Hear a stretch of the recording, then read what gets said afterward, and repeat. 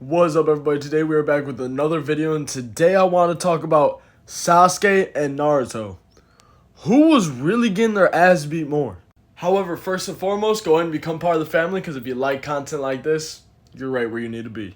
And when talking about Naruto and Sasuke and whose ass got beat more throughout at least Shippuden, we gotta talk about Sasuke first. If we're talking about Sasuke first, we gotta talk about Deidara and Sasuke, probably one of the most controversial fights in Naruto, if not Sasuke's most controversial fight. So, I actually really like this fight. I think the choreography was really good. It really felt like chess the whole entire fight, which I personally like when it comes to anime. But the issue is this little explosion here. And frankly, there's actually nothing little about it. So for those that don't know, this is basically an explosion that Deidara released like when he was 5, maybe 10 feet away from Sasuke.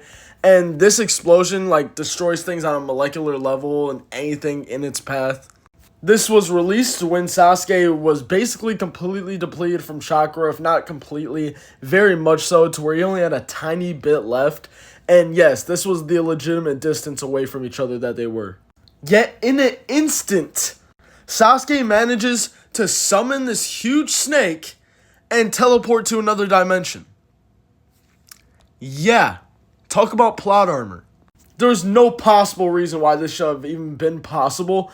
It just never made sense, and it always rubbed me the wrong way. I feel like they just kind of needed an out from that whole entire fight.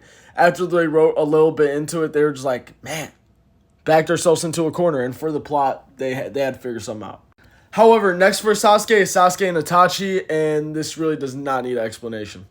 If you haven't watched the anime, you need to go watch it. I mean, Itachi was not trying whatsoever. I mean, not only was he thinking that he killed him like 13 different times for him just to be behind him, but bro legitimately let himself die. So, yeah, plot armor. And then this brings us to Killer Bee and Sasuke.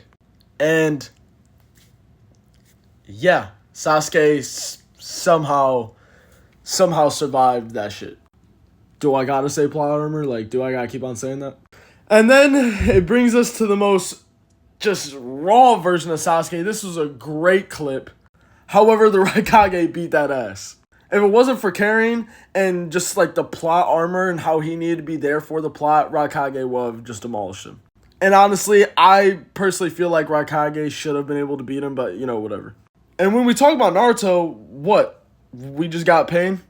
Yeah, Pain should have beat that ass. And the fact that he used Talk no Jutsu on Nagato and no, he was just good, yeah, that was chalked. I mean, but clearly Sasuke has way more plot armor. I would like to know what you guys think. But until next time,